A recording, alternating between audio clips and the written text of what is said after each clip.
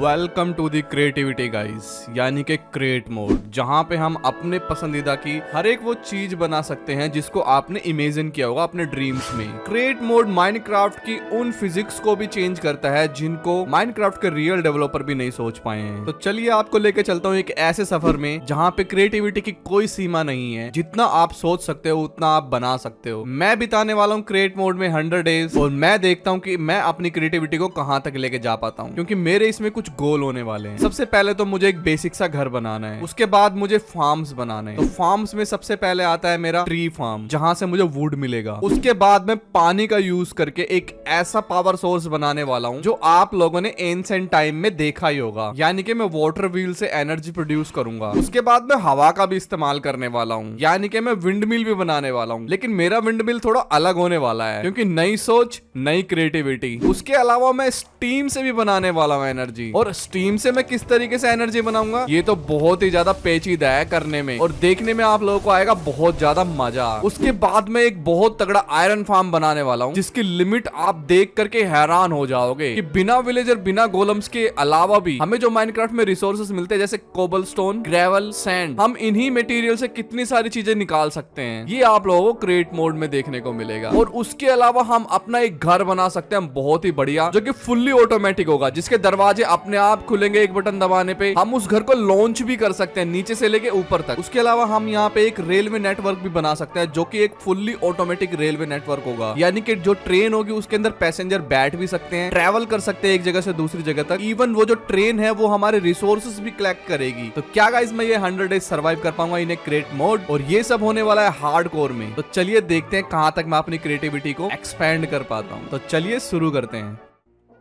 Okay guys, तो भाई मैं स्पॉन हो चुका था, बट मेरे को ये स्पॉन बहुत ही ज्यादा बेकार मिला है। मतलब भाई पेड़ों के ऊपर कौन स्पॉन देता है? चलो ठीक है। बाय द वे गाइस, मैं हार्डकोर में, तो मेरे को एक ही लाइफ मिलेगी यहाँ पे स्पेंड करने के लिए। उसके बाद मेरा वर्ल्ड डिलीट हो जाएगा अगर मैं मर जाता हूँ तो। बट मुझे मरना नहीं है, मुझे यहाँ पे 100 डेज सर्वाइव करने हैं भाई, कैसे भी करके। और उसके लिए मुझे अपने बेसिक टूल तो बनाने ही पड़ेंगे भाई। वुड से स्टोन टूल्स बनाने में मेरे को ज्यादा टाइम नहीं लगा। और हाँ, मेरे को स्टोन माइन करने के साथ साथ एक स्टोन और माइन करना, यानी कि एंडसाइट। भाई इसका बहुत बड़ा रोल होने वाला है हमारे इस क्रिएट मोड में, क्योंकि इसी से ही बहुत सारी चीजें बनेंगी। अब जब मैं ये माइनक्राफ्ट अपडेटेड वर्जन में खेल रहा हूँ तो यहाँ पे बहुत बड़े बड़े केव होते हैं। भाई केव होने से एक चीज का फायदा तो हो जाता है, मुझे रिसोर्सेज बहुत जल्दी मिल जाते हैं। मुझे कोई अंदर एक सुरंग या फिर अंदर एक माइन बनाने की जरूरत नहीं है। ऊपर सरफेस पे ही मेरे को बहुत सारे रिसोर्सेज मिल जाते हैं, जिसमें कि एक बहुत जरूरी चीज यानी कि आयरन, वो मुझे मिल गया था यहाँ पे भर भर के। अब मेरे को बहुत सारा आयरन इकट्ठा करना है ताकि मैं अपना एक बेसिक सा आर्मर और बेसिक से टूल्स बना सकूं। आयरन के टूल बनाने के बाद अब मेरे को ढूंढनी थी एक बहुत बढ़िया सी फ्लैट सी जगह, जहां पे मैं अपना वर्ल्ड क्रिएट यानी कि अपनी दुनिया बनाने वाला हूँ क्रिएट मोड की क्रिएटिविटी के साथ। तो एक जगह मेरे को मिल गई थी जहां पे भाई डेजर्ट भी पास में था, टेराकोटा बायोम भी पास में था, इवन ये जगह थोड़ी सी फ्लैट भी थी। पास ही में यहाँ पे नदी भी थी और काफी सारे जानवर भी थे, जिनसे मैं अपने आने वाले टाइम में फार्म्स वगैरह बना सकता हूँ। और नदी की तो यार मेरे को सख्त जरूरत है भाई, क्योंकि मैं एंशिएंट टाइम का वाटर व्हील बनाने वाला हूँ, जिससे मैं एनर्जी प्रोड्यूस करूंगा। और उसके लिए तो पानी चाहिए ही चाहिए भाई। काफी मेहनत करने के बाद गाइस मैंने एरिया को फ्लैट कर दिया था, यानी कि यहाँ पे रहने लायक इसको बना दिया था। अब बस मुझे बहुत सारे पेड़ों को काटना है, अपना सामान यहाँ पे सेटअप करना है और बहुत सारे स्टोन निकालना है, ताकि मैं अपने लिए एक घर बना सकूं, एक बेसिक सा शेल्टर बना सकूं, जहाँ पे मैं सर्वाइव तो कर सकूं एटलीस्ट, क्योंकि रात को यहाँ पे बहुत सारे मोब आने वाले जो मेरे को डिस्टर्ब करेंगे ही करेंगे। तो चलो भाई अब घर बनाने की तैयारी शुरू करते हैं यहाँ पे।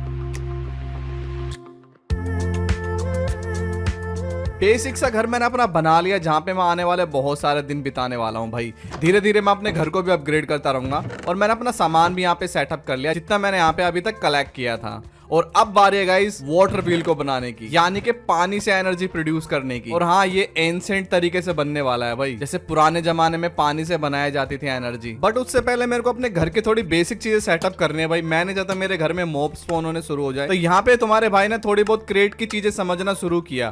वैसे मेरे को समझने में ज्यादा टाइम नहीं लगा क्योंकि तुम्हारा भाई माइनक्राफ्ट के मोड्स खेलने में बहुत प्रो हो गया आजकल। क्रिएट मोड की कोई भी चीज बनती है ना, उसके लिए हमें एंडसाइट अलॉय चाहिए होता है, जो कि एंडसाइट स्टोन और आयरन नगेट से मिलकर बनता है। तो भाई इसके बगैर कुछ भी चीज नहीं बन सकती क्रिएट मोड की। इसीलिए मैं कह रहा था ना कि भाई हमें एक और पत्थर चाहिए एंडसाइट। तो ये पूरे ही 100 डेज में हमें काम आने वाला है और इसकी बहुत जरूरत पड़ेगी हमें। और भी मेटल्स बनते हैं, वो आगे जाके दिखाऊंगा क्या क्या बनते हैं। फिलहाल तो मेरे को एक कोबलस्टोन जनरेटर बनाना है भाई, क्योंकि मेरे को बहुत सारे स्टोन की जरूरत पड़ने वाली है और मैं बार बार यार माइन में जाके माइन नहीं करने वाला। तो मैं अपने लिए एक बेसिक सा कोबलस्टोन जनरेटर बना लेता हूँ और उसको पावर देने के लिए मैं एंसेंट टाइम की तरह जैसे वाटर व्हील से एनर्जी लिया करते थे लोग बाग, इसी तरीके से मैं वाटर से एनर्जी लूंगा और कोबलस्टोन जनरेटर को पावर दूंगा। चले देखते कैसे होता है ये। तो मैंने वुड से एक वाटर व्हील बना लिया था। अब इसको मेरे को पानी के किनारे लगाना है और एक ऐसा स्ट्रक्चर बनाना है कि मैं यहाँ पे पानी डालूंगा ना तो वो पानी इसके ऊपर से फ्लो होता हुआ जाएगा और ये वाटर व्हील घूमने लग जाएगा, मतलब पानी के बहाव से। और फिर ये जैसे घूमेगा ना तो उस घूमने की रोटेशन पावर को मैं यूज करूंगा और एनर्जी क्रिएट करूंगा और फिर इसका एक आउटपुट दूंगा और वहां पे एक ड्रिल लगा दूंगा जिसके सामने मैं कोबलस्टोन जनरेटर बना दूंगा। लावा और वाटर कोबलस्टोन जनरेट करेंगे, ड्रिल उसको माइन करेगी और एक नीचे होपर लगा दूंगा जो कि एक कलेक्ट होता है ऑटोमेटिक। तो ये चीज भी ऑटोमेटिक होने वाली है। बातों बातों में पता ही नहीं चला माइनक्राफ्ट के कितने दिन बीत गए और यहाँ पे देख रहे हो वॉन्डरिंग ट्रेडर आया भाई, और इसके पास कोई भी अच्छी लूट नहीं थी हमारे लिए। अबे साले, मतलब लूट नहीं भाई, ट्रेड। जैसे जैसे मेरा वाटर व्हील तैयार होता जा रहा था भाई, यानी कि कोबलस्टोन जनरेटर, मैंने अपनी इन्वेंटरी में नोटिस किया 2 लीड और कुछ लेदर आ गया है। पता नहीं ये कहाँ से आया। मजा आया।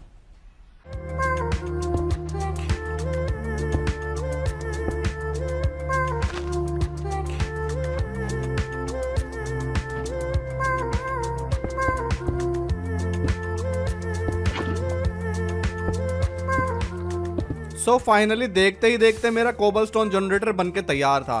बट गाइस ये एक्सट्रीमली स्लो था।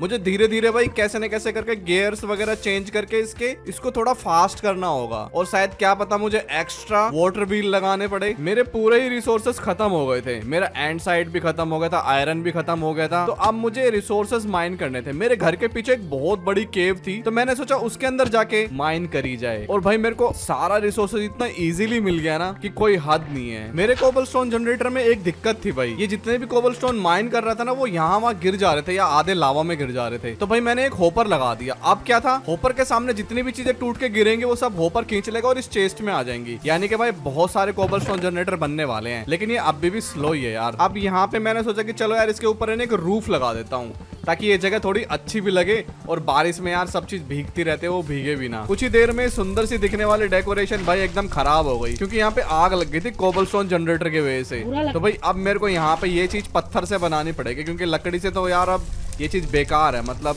ऐसे आग लगती रहेगी। थोड़े टाइम बाद मैं फिर से वहां केव में गया बड़ी सी में और वहां पे मेरे को स्लाइम मिल गए। उनको मैंने मार लिया क्योंकि भाई स्लाइम बोल के मुझे आगे जाके बहुत ही ज्यादा जरूरत पड़ने वाली है। और इसके अंदर मेरे को पता चला एक बड़ी सी शाफ्ट भी है, यानी कि माइन शाफ्ट। अब वहां पे भाई मेरे लिए डायमंड मिल सकते हैं। वैसे तो मैं डायमंड की तलाश में हूँ, अभी तक मेरे को डायमंड्स नहीं मिले, काफी दिन भी बीत चुके हैं। यहाँ पे मेरे को एक स्पोनर भी मिल गया जिसके अंदर भाई मेरे को इंचेंटेड एप्पल और एक बहुत ही कीमती इंचेंटमेंट भी मिली, यानी कि वेन माइनिंग। भाई वेन माइनिंग एक बहुत ही तगड़ी इंचेंटमेंट है। मतलब अगर मैं ये पिकेक्स में लगा लेता हूँ ना और मैं किसी भी तरीके की वेन को माइन करता हूँ, जैसे कि मैं मान लो एक कोल को माइन करता हूँ और उसके आसपास बहुत सारे कोल है, तो मैं उस कोल को माइन करूंगा तो उसके आसपास के कोल भी माइन हो जाएंगे ऑटोमेटिकली। यानी मेरे को एक ही ब्लॉक माइन करने की जरूरत पड़ेगी और बाकी सारे अपने आप हो जाएंगे। तो ये वेन माइनिंग होते हैं भाई, बहुत पावरफुल इंचेंटमेंट है। थोड़ी देर में भाई मेरे को डायमंड भी मिल गए, यानी कि भाई मेरे पहले डायमंड। बहुत खुशी हुई भाई डायमंड लेकर के। हाँ वो बात अलग है कि भाई ये सिर्फ 2-3 ही डायमंड थे। घर पे आके मैंने सबसे पहले एनविल बनाया भाई,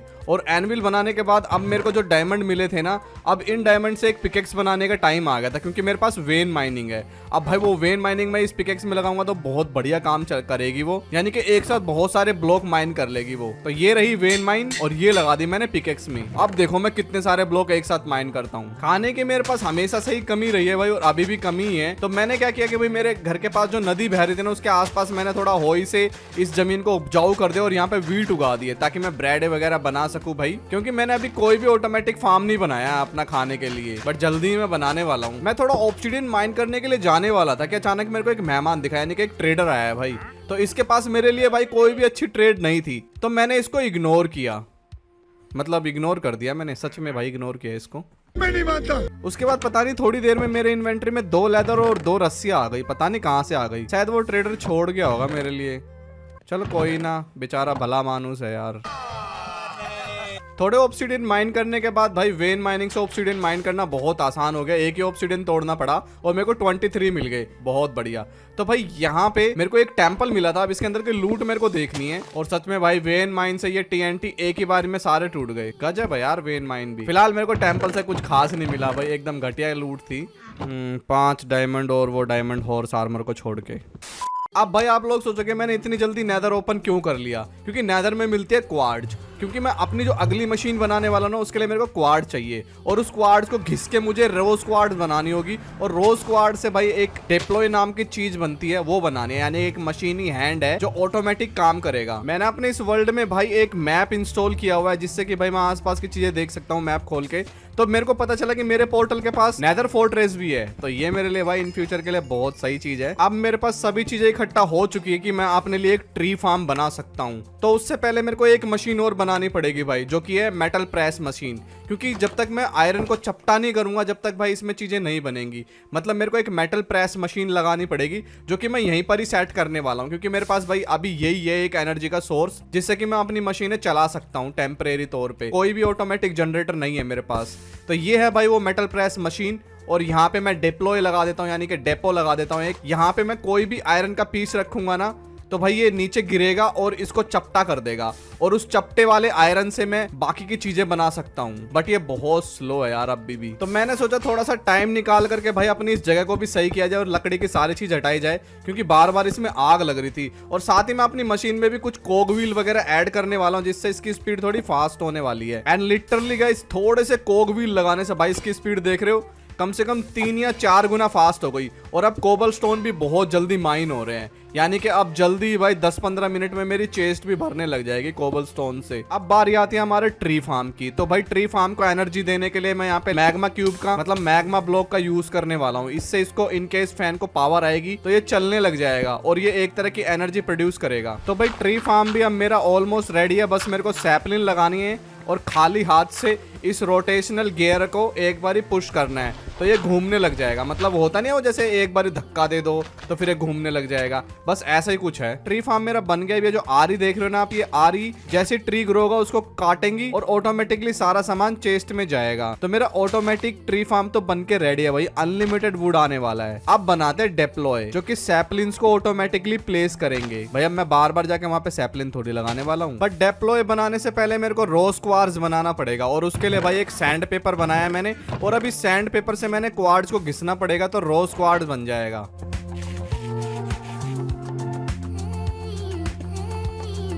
पॉलिश रोज क्वार्ट तो बन गया भाई, और यहाँ पे मैंने बाकी की चीजें भी बना ली जो डेप्लॉय के लिए पड़ने वाली है मुझे। लेकिन एक चीज की दिक्कत थी, जो कि था भाई एक अलग तरीके का फर्नेस, यानी कि मुझे नेदर में जाके एक ब्लेज केज बनाना पड़ेगा और उसमें ब्लेज को पकड़ के लाना पड़ेगा। और उस ब्लेज को जब मैं कोल खिलाऊंगा तो वो हीट प्रोड्यूस करेगा, और उस हीट से मैं ब्रास बनाऊंगा। यानी कि मुझे ब्रास बनाना है भाई, 2 तरह के इनगट मिला करके ब्रास बनेगा। काम ये बहुत ज्यादा रिस्की है भाई, क्योंकि नेदर में जो भी गया है ना, वो एक न एक बार तो मरा ही है। और भाई यहाँ पे तो मेरे पास चांस ही एक है, मतलब मुझे बिना मरे ये काम करना पड़ेगा। प्लस यार मेरे पास 5 रेसिस्टेंस भी नहीं है। तो चलो देखते हैं क्या मैं केज के अंदर ब्लेज को पकड़ पाऊंगा। प्लस मेरे को थोड़ी बहुत ब्लेज रोड भी चाहिए होंगी, जिससे कि मैं ब्रूइंग स्टैंड या फिर पोशंस वगैरह बनाना चाहूँ इन फ्यूचर तो बना पाऊँ। लिटरली गाइस मैं मरते मरते बच गया भाई, लेकिन शील्ड ने बहुत ज्यादा हेल्प करी मेरी, और मेरे को ब्लेज रोड भी मिल गई। प्लस मैंने ब्लेज को भी पकड़ लिया ब्लेज केज में। अब चलते घर पे। अब मेरे को ब्रास बनाने के लिए 2 इनगट को मिक्स करना पड़ेगा, तो उसके लिए एक मिक्सचर बनाना पड़ा मुझे। अब इसके नीचे एक बेसन लगेगा, और बेसन के नीचे वो ब्लेज वाला फर्नेस लगेगा। फिर मैं उसको कोल खिलाऊंगा तो ये मिक्स करके, वो 2 इनगट को मिक्स करके वो ब्रास बना देगा। लेकिन भाई उसको बनाने के लिए ना, मतलब इसको सेटअप करने के लिए माइंड पूरा का पूरा एफ हो गया भाई, क्योंकि यार इनको ना बहुत ज्यादा सेटअप करना पड़ता है। और मेरे इस वाटर व्हील की कैपेसिटी भी है, मतलब ये स्ट्रेस नहीं ले सकता ज्यादा। मतलब बहुत सारे इक्विपमेंट में इस पे नहीं लगा सकता, कम से कम लगाने हैं मुझे, ताकि ये स्ट्रेस ना ले और फ्लोलेसली सारी चीजें चलती रहे मेरी। तो इसमें बहुत दिमाग खर्च हुआ भाई। अब ब्लेज मैंने यहाँ पे लगा दिया है, लेकिन भाई ये बेचारा देख रहे हो कितना मासूम सा लग रहा है। तो जैसे मैंने उसको कोल खिलाया तो भाई भभक उठा, मतलब ये एकदम गर्म हो चुका है। अब मुझे इसमें जिंक और कॉपर डालना है, तो ये दो तरह के इनगट डालने से भाई ब्रास बन जाएगा मिक्स होके। और जैसे मैं ये दो चीज डालता हूँ तो ये अपने आप ही नीचे जाता है और इसको मिक्स करने लग जाता है और मुझे मिल जाता है भाई ब्रास। तो फाइनली भाई मैं डिप्लॉय बना सकता हूँ और अपने ट्री फार्म को फुल्ली ऑटोमेटिक कर सकता हूँ, मतलब कभी भी मुझे वहां पे जाके सैपलिन लगाने की जरूरत नहीं पड़ेगी। तो फाइनली गाइस ये है वो डिप्लॉय जो मैंने अब बना लिए 3, और अब इनको मैं अपने ट्री फार्म में जाके लगाने वाला हूँ, यानी ट्री फार्म वाली मशीन में लगाने वाला हूँ। और भाई ये सब चीजें इतना डिटेल में दिखाने का मेरा एक ही मकसद था, क्योंकि अब आने वाले टाइम में बहुत बड़ी बड़ी मशीनें बनेंगी और उनके छोटे छोटे पार्ट बनते हैं। अब वो छोटे छोटे पार्ट मैं आपको दिखाने लगा कि किस तरीके से बनेंगे, जो कि अभी अभी मैं ऑलरेडी दिखा चुका हूँ आप लोगों को कि किस तरीके से बनेंगे। तो अब वो मुझे बार बार दिखाने की जरूरत नहीं पड़ेगी, मैं पहले से ही बना के रखूंगा और सिर्फ मशीन आप लोगों को बना के दिखाऊंगा, ताकि मेरा भी थोड़ा टाइम बचे और आप लोगों को भी देखने में मजा आए। अब मैं इस मोड पैक की सबसे पावरफुल क्राफ्टिंग टेबल बनाने वाला हूँ, जिसको बनाने के लिए मुझे बहुत सारा ब्रास लगने वाला है, क्योंकि भाई वो जो क्राफ्टिंग टेबल है वो 3x3 की नहीं होती है, वो उससे ज्यादा बड़ी होती है। तो इसके लिए मेरे को बहुत सारे ब्रास की केसिंग बनानी पड़ी, और ये केसिंग से बनेगा मैकेनिकल क्राफ्टर, और ये मैकेनिकल क्राफ्टर बहुत बड़ा होता है गाइस। और हाँ, इसके साथ साथ मुझे इसको पावर भी देनी होगी, क्योंकि ये पावर से चलता है, इसको हम नॉर्मली क्राफ्टिंग टेबल की तरह नहीं चला सकते। तो यहाँ पे मैं एक विंड मिल भी बनाने वाला हूँ। अब मैं विंड मिल यानी कि हवा से इसको पावर दूंगा। और भाई ये वेन माइनिंग सच में भाई कभी कभार मेरे को परेशान करती है, तो मेरे को इसको ध्यान रखना पड़ेगा, मतलब मेरे को 2 पिकेक्स चलानी पड़ेगी। तो यहाँ पे मैं एक विंड मिल तैयार करने वाला हूँ गाइस, और उसी विंड मिल से मैं पावर दूंगा अपने मैकेनिकल क्राफ्टर को, यानी कि अपनी बड़ी वाली क्राफ्टिंग टेबल को, जिससे कि इस क्रिएट मोड की बहुत तगड़ी तगड़ी चीजें बनती है। प्लस इस क्राफ्टिंग टेबल को मुझे सेटअप भी करना होगा, मतलब भाई इसके उर्जे पुर्जे टेढ़े मेढ़े होते हैं, उनको सीधा करना होगा। उसके लिए वैसे मैंने एक मैकेनिकल रेंच बनता है इसमें, वो भी बना के रख लिया है भाई। बट सबसे पहले तो भाई विंडमिल ही बनानी पड़ेगी ना, पहले इसको चेक भी तो करना पड़ेगा कि ये चल भी रही है क्या नहीं चल रही।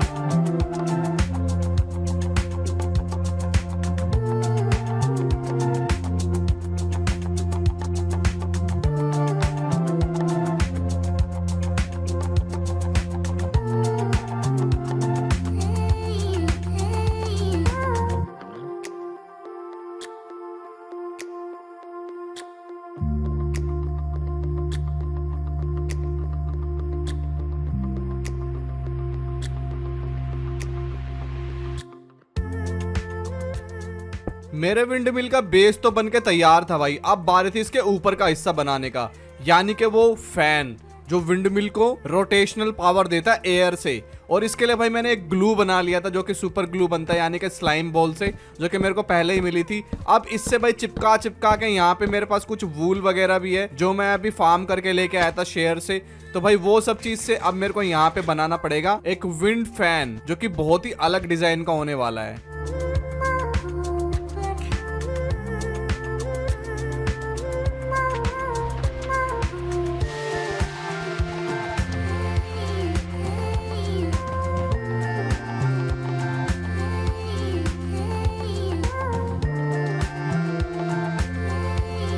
ओके गाइस, तो भाई यहाँ पे मेरा विंड मिल बन के तैयार है। अब मैं आपको दिखाता हूँ कैसी इसकी लुक है। तो ये देखो गाइस, ये बहुत ही अलग तरीके का दिख रहा है, बट इसको चलाने के लिए मुझे एक थोड़ा सा इसको फोर्स देना पड़ेगा, मतलब इसको थोड़ा सा धक्का देना पड़ेगा, फिर ये हवा से अपने आप चलने लग जाएगा। तो इसको धक्का देने के लिए जो गियर है ना, इस गियर पे मुझे हाथ मारना होगा कुछ इस तरीके से, तो ये रोटेट होने लग जाएगा। देख रहे हो गाइस कितना प्यारा लग रहा है, कितनी बढ़िया लुकिंग लग रही है इसकी। तो ये था भाई मेरी क्रिएटिविटी। तो देख रहे हो कितना सुंदर लगता है ऐसे तरीके का विंडमिल। अब इतनी बड़ी क्राफ्टर मैंने लगा तो लिया है, अब बारी है इसका जादू दिखाने का। तो देखो भाई, कुछ इस तरीके से इसमें चीजें क्राफ्ट होती है, यानी कि अब मैं एक ऐसी चीज का आविष्कार करने वाला हूँ, मतलब आविष्कार तो पहले ही हो चुका है भाई, मैं बनाने वाला हूँ कि जिससे मेरी बहुत सारी चीजें आसान हो जाएंगी। यानी कि मैं एक ग्राइंड स्टोन बनाने वाला हूँ, यानी कि एक ग्राइंडर बनाने वाला हूँ मैं, एक बहुत बड़ा ग्राइंडर। और उसको बनाने के लिए भाई ये वाला टेबल बनाना ही पड़ता है, इसके बगैर हम नहीं बना सकते हैं उसको। तो देख रहे हो गाइस क्या कूल एनिमेशन है भाई, ये चीज सच में बहुत ज्यादा कूल है भाई। और हाँ, और ये बना नहीं, ये इसलिए नहीं बना क्योंकि नीचे वाले खांचे मैंने सेटअप नहीं किए थे इस टेबल के। मेरा ये फार्मूला भी फ्लॉप हो गया रे।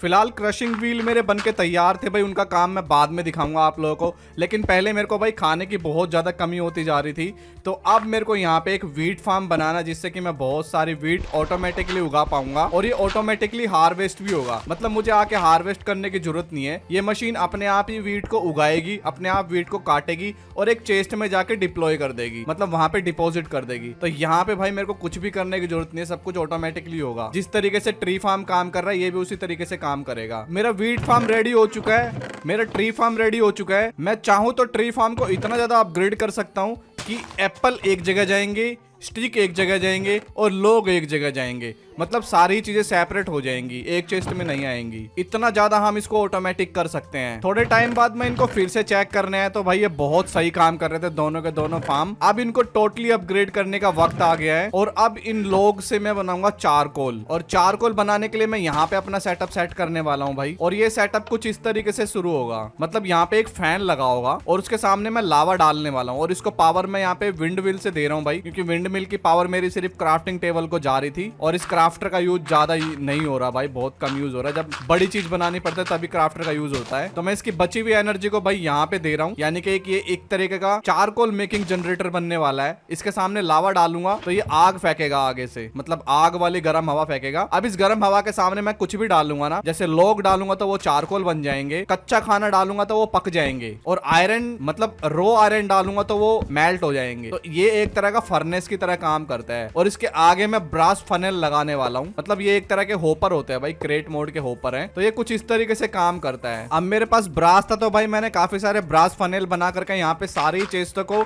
अलग अलग कर दिया है। मतलब मैं सभी चीजें अलग अलग ले रहा हूँ। अब एक में स्टिक आ रही है, एक में एप्पल आ रही है और एक में लोग आ रहे हैं। और लोग वाली चेस्ट को मैंने पाइप का एक मोड डाला, मतलब पाइप का एक मोड डालना जरूरी था भाई, इसके बगैर थोड़ा टाइम लग जाता मेरे को चीजें करने में। अब पाइप वाले मोड से थोड़ा काम जल्दी हो गया मेरा। अब ये पाइप वाला मोड क्या करेगा, जितने भी लोग है ना उस चेस्ट में से निकालेगा और इस चेस्ट में डाल देगा। तो भाई ये सारे के सारे लोग उस चेस्ट में जाएंगे और वहां से निकल करके फर्नेस के आगे गिरेंगे और वो चारकोल बन जाएंगे और एक अलग चेस्ट में डिपॉजिट हो जाएंगे। तो यहाँ मेरे को ट्री फार्म से लोग मिलेंगे और लोग से मैं बनाऊंगा चारकोल, और चारकोल से बनेगा अब एक बहुत तगड़ी चीज जो कि मैं अब बनाने वाला हूँ। तो भाई इस चारकोल वाली चेस्ट का मैंने एक आउटपुट दे दिया है, मतलब अब ये चारकोल अब एक बढ़िया सी जगह पे आने वाला है, यहाँ पे आने वाला है। और यहाँ पे मैं बनाने वाला एक स्टीम इंजन। और वो स्टीम इंजन में क्यों बनाने वाला हूँ भाई, अब मेरे को एक तगड़ी सी पावर चाहिए। मैंने पानी से पावर ले ली, मैंने हवा से पावर ले ली, लेकिन वो पावर इतनी ज्यादा पावरफुल नहीं है, वो स्लो है यार। अब मुझे एक मतलब एक ठोस पावर चाहिए। तो भाई सामान मेरा बिल्कुल रेडी है, ये सब ब्रास से बना भाई ये सामान। तो अब मैं बनाने वाला हूँ सबसे पावरफुल चीज, यानी कि एक स्टीम इंजन, जिससे मुझे बहुत तगड़ी पावर मिलेगी। वो पावर इनफाइनाइट भी हो सकती है भाई। तो चलो देखते हैं भाई मैं किस तरीके से स्टीम इंजन को बनाता हूँ। बट उससे पहले यार मेरे को एक रोटेशनल व्हील बनाना है, और उस रोटेशनल व्हील को बनाने के लिए ना मेरे को 3 डिप्लॉय कुछ इस तरीके से लगाने होंगे और इनके नीचे डेपो लगाने होंगे। और इन डेपो से भाई एक बहुत अजीब सी चीज बनेगी, मतलब अजीब क्या बोले यार, वो बहुत मेन चीज है, यानी कि ये प्रेसिशन मैकेनिज्म। भाई इसका नाम जितना अलग है सच में ये बनाने भी इतनी यूनिक है। तो इसको बनाने में भाई ज़्यादा टाइम नहीं लगेगा मेरे को, क्योंकि इसकी रेसिपी बहुत आसान है। बस इसको बार बार रिपीट करके बनाना पड़ता है, इसलिए थोड़ा टाइम लगता है। और ये गोल्ड की शीट से बनती है भाई, मतलब गोल्ड से बनती है ये। तो चलो गाइज अब अपना भाई स्टीम इंजन बनाना शुरू करते हैं, जिसके लिए मुझे नीचे बहुत सारे ब्लेड्स फर्नेस लगाने पड़ेंगे और इसके ऊपर लगेगा हमारा स्टीम का इंजन। तो प्लेटफॉर्म तो मैं ऑलरेडी बना चुका था, अब भाई इसको सेटअप करना है।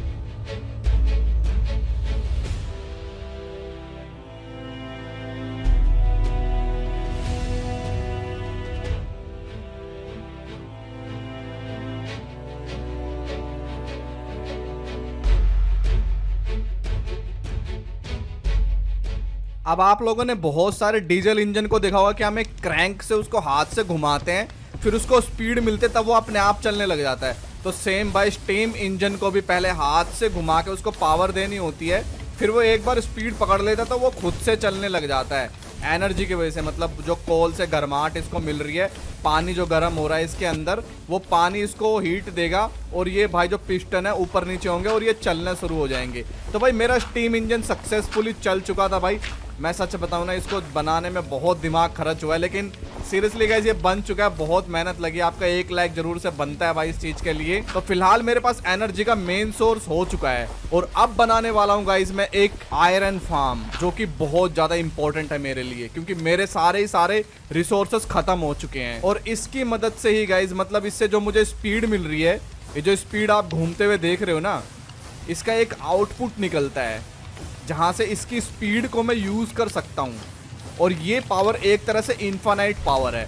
मतलब ट्री फार्म से लॉग बन रहे हैं, लॉग से चारकोल बन रहे हैं और चारकोल से यहाँ पे ये ब्लेज चल रहे हैं और ये पावर जनरेट हो रही है। और ये सब चीज बैलेंस्ड है।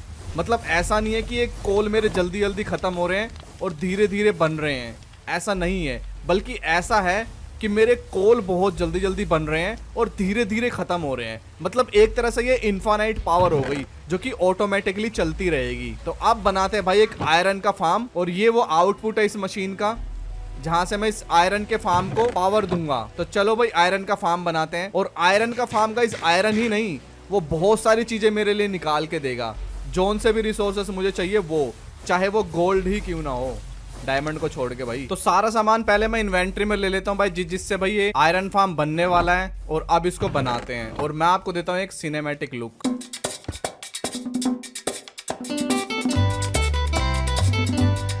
Voy a cantar esta canción con mucho cariño de mi corazón a la República Dominicana, la casa del merengue y la casa de la bachata.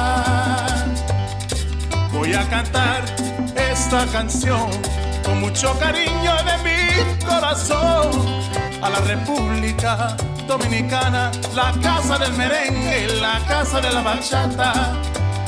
La la la la la la la, la casa del merengue. La la la la la la la, y la casa de la bachata.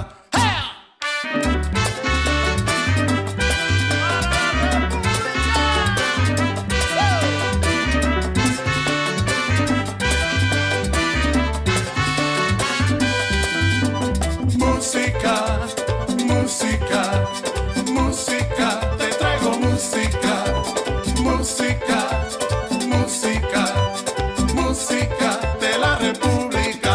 ¡Ajá!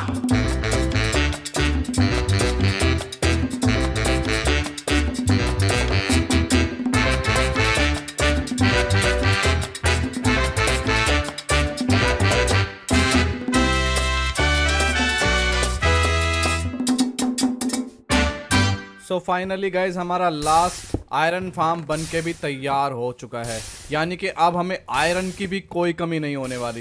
And literally guys ये 1 घंटे की AFK में 700 iron देगा मुझे। तो मतलब समझ सकते हो गाइज ये बहुत ज़्यादा फास्ट है। माइनक्राफ्ट में आपने जितने भी वैनिला के आयरन फार्म देखे बड़े से बड़े, ये उनसे 10 गुना तेज है भाई, 10 गुना से भी ज्यादा लगा लो। प्लस मैं इससे और भी चीजें निकाल सकता हूँ, इसमें थोड़े से मॉडिफिकेशन करके मैं इसमें और भी चीजें निकाल सकता हूँ, जैसे गोल्ड भी मैं इसमें से निकाल सकता हूँ। तो यार गाइज आप लोगों को ये वीडियो कैसी लगी? इसको बनाने में बहुत ज्यादा मेहनत और दिमाग खर्च हुआ है भाई मेरा, इतना तो किसी भी मोड पैक में नहीं होता दिमाग खर्च। तो यार आपका 1 लाइक मेरे को बहुत खुशी देता है। प्लीज यार अगर इस वीडियो पे 20,000 लाइक हो जाते हैं ना, तो इसका सेकंड पार्ट मैंने ऑलरेडी रिकॉर्ड करके रखा हुआ है, जिसमें लिटरली मैंने जमीन के अंदर से लॉन्च होता हुआ एक घर बनाया है और पूरा एक रेलवे नेटवर्क भी बना दिया है, बस उसको एडिट करना बाकी है। अगर भाई जल्दी से जल्दी इस वीडियो पे 20,000 लाइक हो जाते हैं ना, तो मैं वो वीडियो फटाफट से एडिट करके लॉन्च कर दूंगा।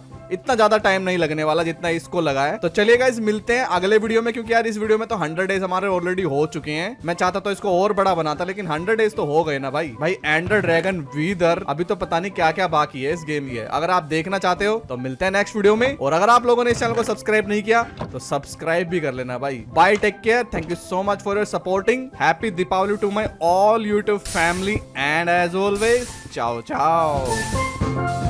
Thank